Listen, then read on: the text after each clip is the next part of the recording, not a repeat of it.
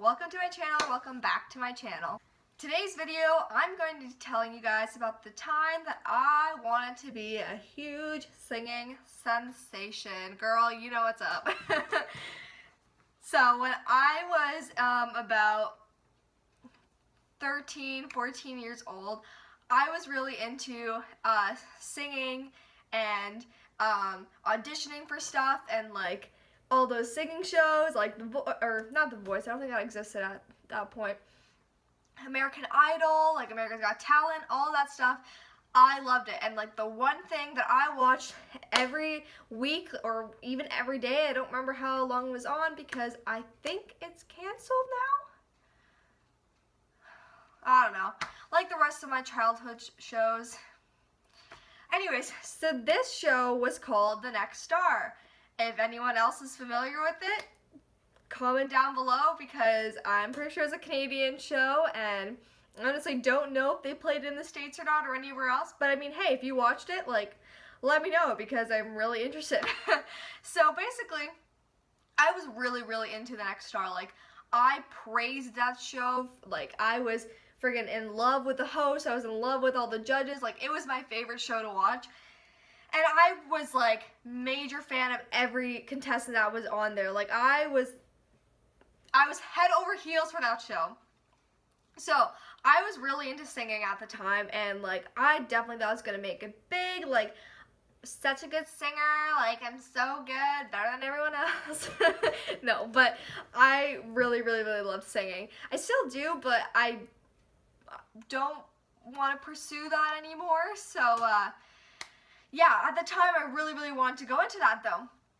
So basically, I looked at The Next Star and where the auditions were and how to audition and all that stuff. So I was getting to my prime age because I think they stopped taking applicants after they were 15 or 16. I don't really remember why. I feel like it was just like generated around younger kids who wanted to get into the business, so they didn't really let anyone who was older than that come in.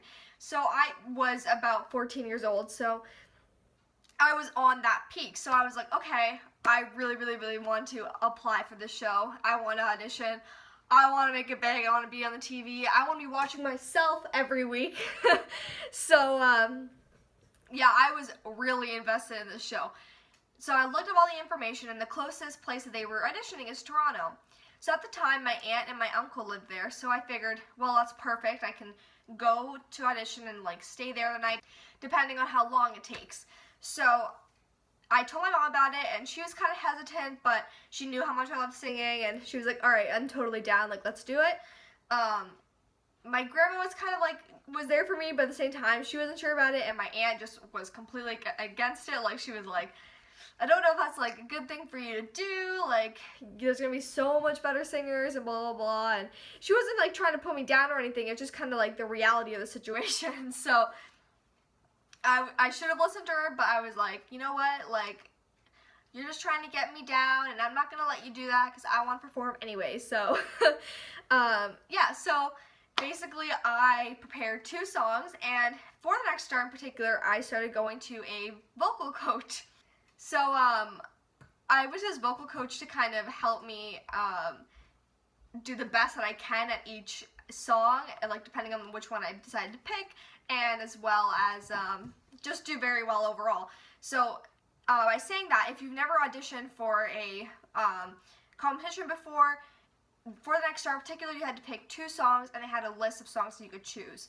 So, I decided to pick my girl Hilary Duff and So Yesterday. And Jordin Sparks' Tattoo. I think that's right. Yeah, Jordin Sparks. Anyways, you know what I mean. It was like the popular songs at that time. So, I chose those 2 songs, and I was leaning towards Tattoo, I think, because I thought it totally shut off my vocal range a lot better. So I was leaning more towards that, and I think that's what I auditioned with, but I can't really remember.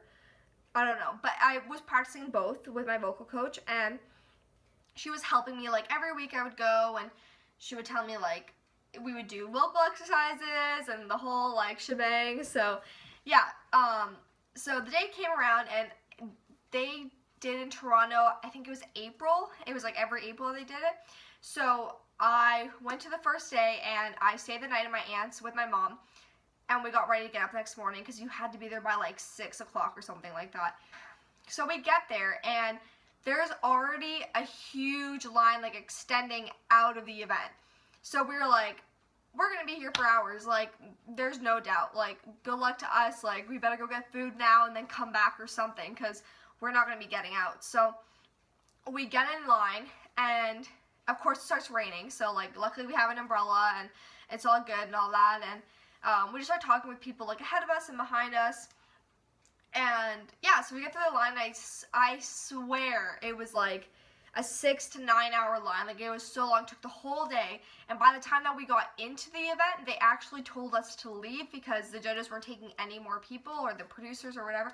I thought right off the bat you go to the judges, and that's not how it is. And I'm almost positive that's how it is for every show, where you actually have to go through a producer, then through another producer, and then I feel like there's one more, and then you go through the judges. So I had no clue. So I figured that, you know, like makes sense. Like if you're just seeing the judges, like they're gonna get tired after seeing like thousands of people. So they're like, yeah, like you need to come back tomorrow, come back at this time, and we'll get you in for sure. Like you will audition, like don't worry. So of course we were fed up, we were tired, like we were soaked. It was just ridiculous. Like we'd finally gotten in and they tell us to leave. So luckily we weren't alone. It was like a bunch of other people too. My best friend actually was there as well. She had gone a bit earlier than me though, so she was more ahead in line, so I didn't really see her. The next day we get led right directly into a room, and they have tons of chairs set up. Like this room was huge, so I can't even begin to guess how many chairs there were, but there was enough to cover all the people that had missed the day before. So we were in the very last row because I guess we were one of the last people to get there the day before.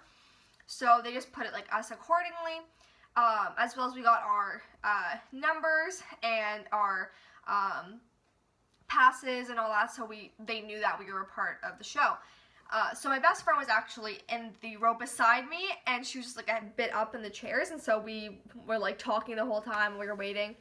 So again, this goes by another couple of hours because there's so many people. We were in the last row. So basically how they let you in is you go with 6 other kids and you go into a room with 3 producers. So each person sings their song and talks about themselves, and then it just goes down the line, and they basically tell you whether you make it to the next level or you don't. Long story short, I didn't make it to the next level. They told us it was because of our personalities that we weren't very recognizable, as in like we wouldn't be someone that people would remember. So I think they were just trying to let us down easy, because from what I can remember, I don't think we were all the greatest singers. So I feel like that's probably what it was. They were just trying to be as nice as possible without letting us down.